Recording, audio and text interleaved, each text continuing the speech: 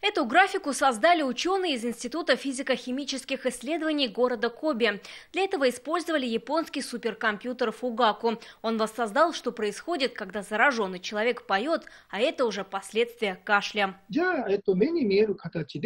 Если показать наглядно, как вирус распространяется, то, возможно, люди задумаются о рисках и более основательно подумают, как себя защитить.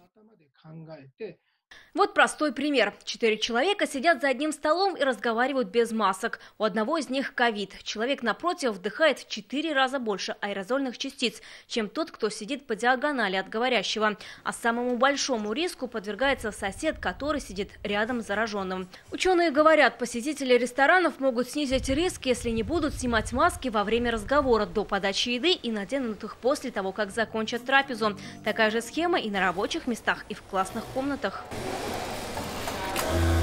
По словам японских ученых, на распространение вируса влияет и уровень влажности. Если он ниже 30%, то количество частиц в воздухе в 2 раза больше, чем при влажности в 60%.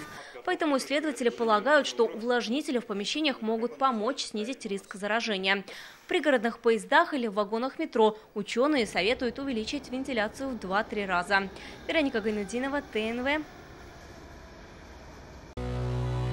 Наша рука помощи вашему бизнесу. Антикризисные предложения. Телефон 843 5 705 100. Көтелмәгән кунак көттөреп кенә интернет челтәрләренә дә килеп җитте. Хәзер бу фильмның барлык серияларын ТНВ.ру сайтында карап була.